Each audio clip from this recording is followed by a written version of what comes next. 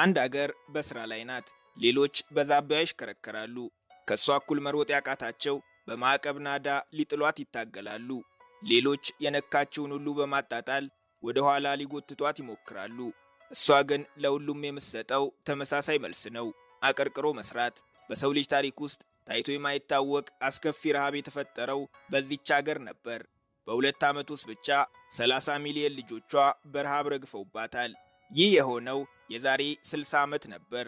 አሰቃቂውን ረሃብ በዓይናቸው ያዩ ዜጎቿ ዛሬም በሕይወት አሉ። የሌለው አስከፊው ረሃብ ነው። በ60 ዓመት ውስጥ ብቻ ረሃብም ድህነትም ታሪክ ሆነው ይህች አገር የምድራችን ሁለተኛዋ ሀብታም አገር ሆናለች። ፒፕልስ ሪፐብሊክ ኦፍ ቻይና። አልተሳካላቸውም እንጂ አብዛኞቹ የዓለም አገራት ኢኮኖሚያቸው አገልግሎትና ግብርናን እያስከተለ በዋናነት ግን በኢንዱስትሪ ቢመራ ደስታውን አይችሉትም። ምክንያት አላቸው። ኢኮኖሚ በኢንዱስትሪ ሲመራ አዳዲስ ቴክኖሎጂዎች ይፈጠራሉ። ከፍተኛ ቁጥር ያላቸው ዜጎች የሥራ ዕድል ያገኛሉ። የመጓጓዣ ወጪና ተደራራቢ ቀረጥ ስለማይኖር በአገር ውስጥ የምርቶች ዋጋ ይቀንሳል። ይህም የኑሮ ውድነትን ያረጋጋል። አምራች አገራት የሚሸጡት እየበዛ የሚገዙት ስለሚቀንስ ኢኮኖሚያቸው ያለማቋረጥ ያድጋል። ከምንም በላይ ኢንዱስትሪ መጋቢ ነው። ወደ ኋላ እየሄደ ከግብርና ጥሬ ዕቃዎችን ይጠቀማል። ወደፊት እየሄደም የአገልግሎት ዘርፉን ያነቃቃል። ይህ እንግዲህ የብዙ አገራት ምኞት ነው። ቻይና ግን የዓለም አገራትን ምኞት እየኖረችው ትገኛለች። ሊያስደነግጦት ይችላል። ቻይና ብቻዋን የምድራችንን 70 ከመቶ የሞባይል ስልክ፣ 35 ከመቶ የኤሌክትሮኒክስ ምርቶች፣ 32 ከመቶ መኪና፣ 60 ከመቶ አልሙኒየም፣ 55 ከመቶ ሲሚንቶ፣ 50 ከመቶ ብረት፣ 40 ከመቶ ጨርቃጨርቅ፣ 70 ከመቶ የሕፃናት መጫወቻ ታመርታለች። ልብ ያድርጉ፣ በምድራችን ላይ 195 አገራት ይገኛሉ። ቻይና ብቻዋን ግን በምድራችን ላይ ከሚመረቱ አጠቃላይ ምርቶች 35 ከመቶውን ታመርታለች። ቻይና በአርቲፊሻል ኢንተለጀንስ ከአሜሪካ ቀጥሎ በግንባር ቀደምነት የምትጠቀስ አገር ናት።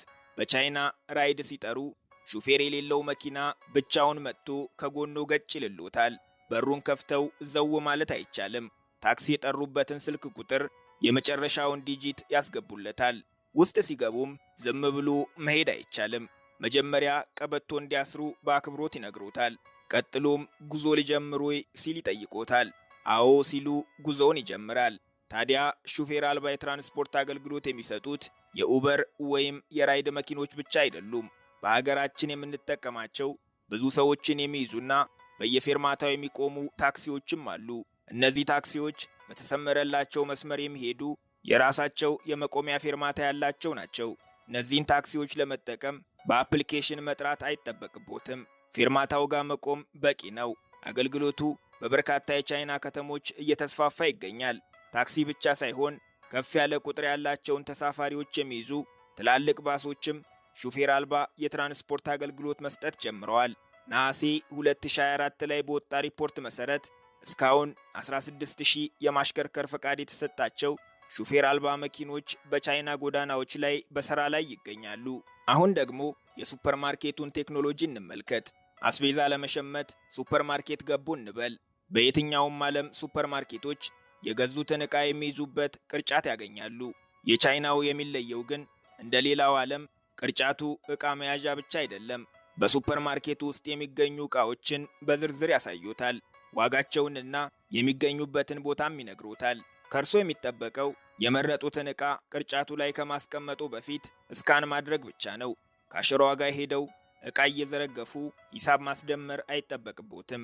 ራሱ ሂሳብ ይቀበሉታል።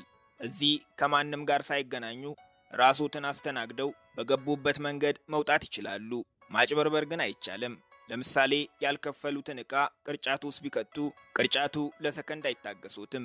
ፎቶ እያሳየ አውጥተው እስካን እንዲያደርጉ ይነግሮታል። ካላደረጉ ለሱፐርማርኬቱ ባለሙያዎች መልእክት ይልክላቸዋል። ቻይና በኮሚኒኬሽን ቴክኖሎጂም ዓለምን ትመራለች።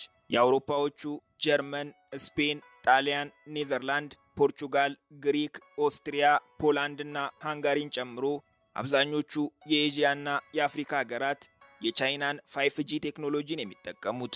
ኢትዮጵያን ጨምሮ በአፍሪካ ከሚገኙ የ4G ኔትወርኮችም 70 ከመቶውን የገነባው ሁዋዌ የሚባለው አንድ የቻይና ድርጅት ብቻ ነው። ቻይና እንኳን በግልጽ የሚታየውን ሀገራት አስበውት የማያውቁትን የራሳቸውን የጓዳ ችግር እያጠናች ለችግሮቹ መፍትሄ በመስጠት የገቢ ምንጭ ታደርገዋለች። ቀረብ እንዲልልን የራሳችንን ጉዳይ እናንሳ። እኛ ለሺህ ዓመታት በሰው ጉልበት ስንሰራ የኖርነውን የሀገር ባህል ልብስ በማሽን እያመረተች የሀገራችንን ገበያ ማጥለቅለቋ ለዚህ ማሳያ ነው። ይህ በሸማ ስራ ላይ ለሚተዳደሩ ወገኖቻችን ስጋት ቢሆንም በርካሽ ዋጋ ጥበብ መልበስ ለሚፈልጉ ገዢዎችና ለአምራቿ ቻይና ግን የማይታመን እድል ነው። አንድ አገር